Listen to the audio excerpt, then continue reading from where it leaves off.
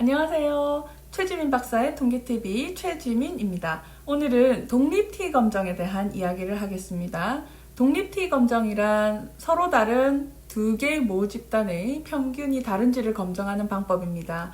성별에 따른 자존감의 차이가 있는가, 키의 차이가 있는가, 몸무게의 차이가 있는가, 일반과 이반의 시험 성적의 차이가 있는가, 케이스군과 컨트롤군의 통증 점수가 차이가 있는가, 이런 것들이 바로 독립T 검정의 사용 예가 되겠습니다.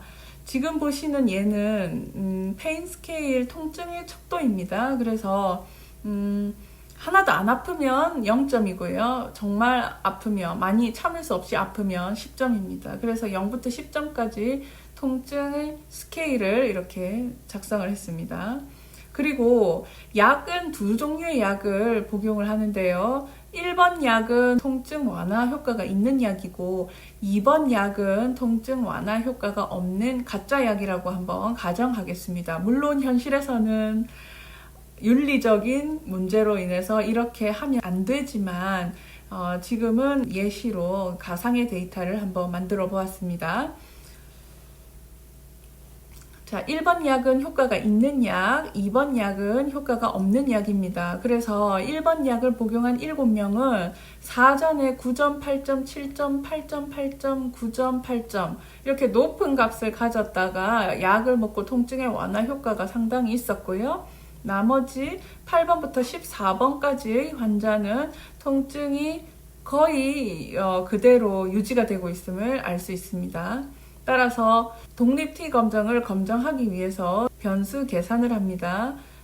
얼마나 약을 먹고 효과가 있었는지를 나타내는 델타, 변화량을 델타로 변수 계산하겠습니다. 그래서 사후의 값이 얼마만큼 증가되었는지 감소되었는지까지 알 수 있게 하기 위해서 사후 값에서 사전 값을 빼보았습니다.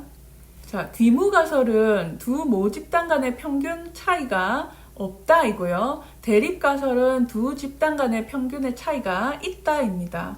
자, 이 뮤1과 뮤2가 같은지 다른지를 검정해내는 것인데 이 그림을 보시는 것처럼 디퍼런스가 유의한가 안 한가, 이 두 모집단 뮤1과 뮤2 간의 차이가 유의한지를 살펴보기에 앞서서 일단 기본 가정이 필요한데요. 하나는 등분산성, 하나는 정규성입니다. 즉, 두 집단의 분포가 좌우 대칭인 종 모양을 따르면서 그리고 분산도 특별히 다르지 않을 거라고 가정을 하는 겁니다.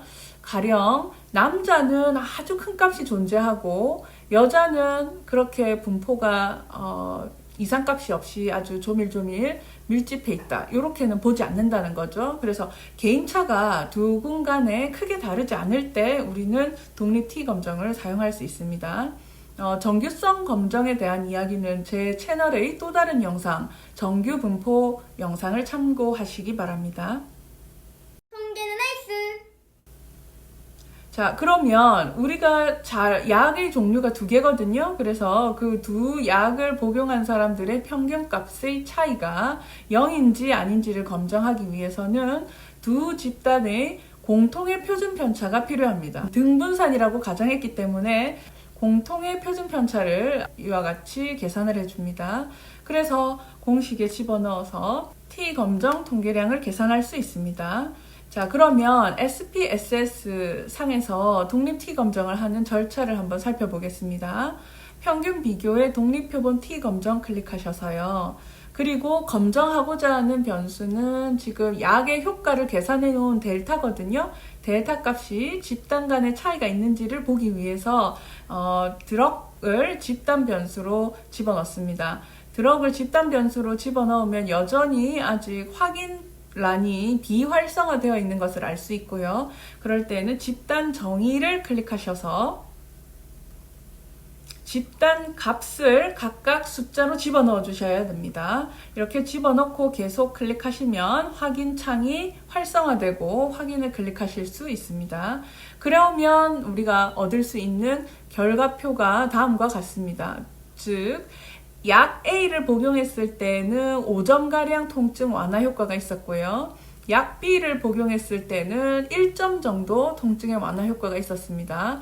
자, 그리고 이 두 집단은 등분산인지 아닌지를 가설 검정하는 르빈의 등분산 검정 결과 등분산이다라는 기무가설을 기각할 만한 근거가 없기 때문에 유효확률 0.111이죠.